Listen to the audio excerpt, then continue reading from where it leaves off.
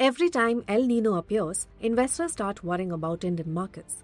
The fear is understandable. Weaker rains can hurt crop output, push up food prices, influence RBI policy, and eventually affect corporate earnings. This year, India is again bracing for a weaker monsoon. The IMD has forecast rainfall at around 90% of the long period average, citing emerging El Nino conditions in the Pacific Ocean. But does El Nino really move markets as much as investors think? History suggests the answer is more complicated. Since 1995, India has experienced 9 El Nino events, but not all of them disrupted the monsoon.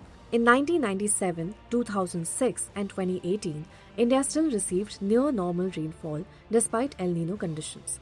So the real test is this. What happened when El Nino actually coincided with below normal rainfall? There have been 5 such years: FY05, FY10, FY15, FY16, and FY24. And the market outcome may surprise you. In 4 of those 5 years, Indian equities delivered positive returns. In FY05, despite a 13% rainfall deficit, the market returned 28%. In FY10, India saw a 22% rainfall deficit, one of the worst in decades. But global markets were recovering from the 2008 financial crisis, liquidity was strong and equities rose 20%. In FY15, rainfall was 12% below normal. But a new government, reform hopes, and a sharp fall in crude oil prices helped markets rise 13%. FY16 was the only year markets declined, falling 6%. But even then, the monsoon was not the main reason. China was slowing, global commodity prices were weak, and foreign investors were nervous. Then came FY24, when rainfall was 6% below normal. Record SIP inflows, strong domestic liquidity, and resilient growth pushed markets up 27%. So the takeaway is clear. El Nino matters, but it does not act alone. Politics, liquidity, crude oil, global growth, and investor sentiment have often mattered more.